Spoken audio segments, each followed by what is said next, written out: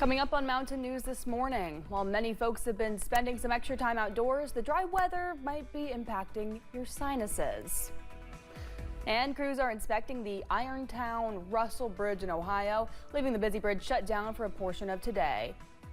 Dedicated to Eastern and Southern Kentucky, this is WYMT Mountain News this morning.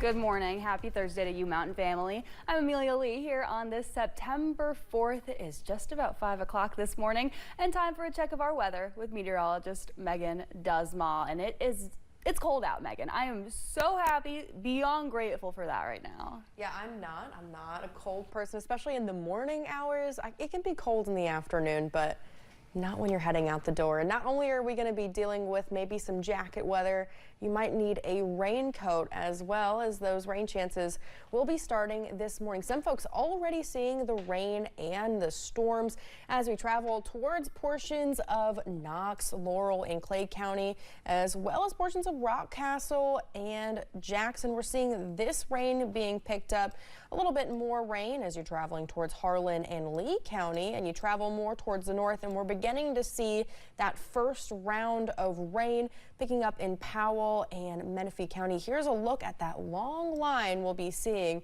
over the next several hours, clearing in the evening hours. But here's a look at those temperatures, because it is a little bit on the chilly side. We're looking at those 60s this morning, with temperatures this afternoon in the mid to upper 70s. So a little bit cooler, but temperatures are warming back up tomorrow. Amelia. The Mountain family has said its final goodbyes to Chief Forecaster Brandon Robinson, laying him to rest yesterday afternoon. After a procession through downtown Whitesburg, WYMT's Buddy Forbes shares a look at his celebration of life and how Brandon's legacy is cemented in these hills. I have seen my last tomorrow. Because at 6:42 on Sunday morning, Brandon Robinson walked through heaven's gates, and he heard the voice of God exclaim, "It's the weatherman." Brandon was one of a kind. He was one of the most sincere, genuine, and kind-hearted people I've ever known. He had a memorable laugh. Can hear it? I am standing on the mountain. We're here united in our grief, but also united in prayer for the soul of our departed friend and for those of us left behind to cherish the memories we shared. For Brandon, being a weatherman wasn't a job. It was his calling. It was his responsibility. Brandon loved science fiction, he loved space, he loved the hope of a better tomorrow. He married the love of his life, Stephanie, on October 18th, 2014, which he often referred to as the best day of his life. Then when he was diagnosed with brain cancer, he didn't retreat. He never grew bitter or angry. Instead, he immediately asked how he could use his journey to help others. And that's exactly what he and Stephanie did through Gray Matters. Through the many storms we have faced, both literal and metaphorical, Brandon faced them with unwavering faith. But that was Brandon. Brandon was home. He was gravity. He was a warm blanket in the cold winters of life. And you can't just replace that. But he said his greatest accomplishment was protecting the people of the mountains when Mother Nature was at her worst. Because Brandon's soul is what a human should be. We truly know that right now he will live long and he is prospering. Take my hand, Lord, lead me home. Those who love him say Brandon's funeral may be over, but his legacy will live on forever in the mountains. Well, family, friends, and many who love Brandon and whom Brandon loved joined the procession following the funeral, traveling his final path through downtown Whitesburg together. The procession started at the Whitesburg First Baptist Church and traveled to where Brandon was laid to rest at the Bill Adams Cemetery in Colson. The longtime forecaster was a native of Cumberland and was a graduate of Morehead State University. He started his career at WYMT back in 2007 and was there for 17 years. Brandon also became the director of media and communications at Southeast Kentucky and Community Technical College between 2015 and 2017. He also served as deputy judge executive in Harlan County for a brief stint. Brandon Robinson was 42 years old.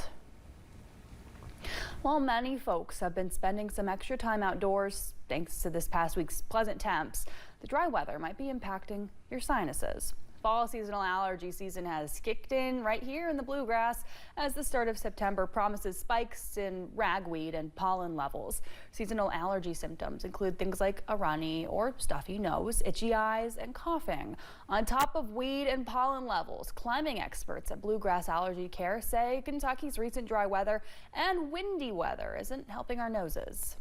That dry air too can really dry out mucous membrane, so it makes your nose, your mouth, everything, your throat more dry, irritated, scratchy. You can check your humidity levels in your home too. You really want to keep them around like 40 to 50%. It's also recommended to take some preventative measures if you suffer from seasonal allergy symptoms, yet still want to participate in some fall fun. Using a nasal spray, taking a decongestant, or even using a humidifier in your home during periods of dry weather could stop that nose from running before it even starts.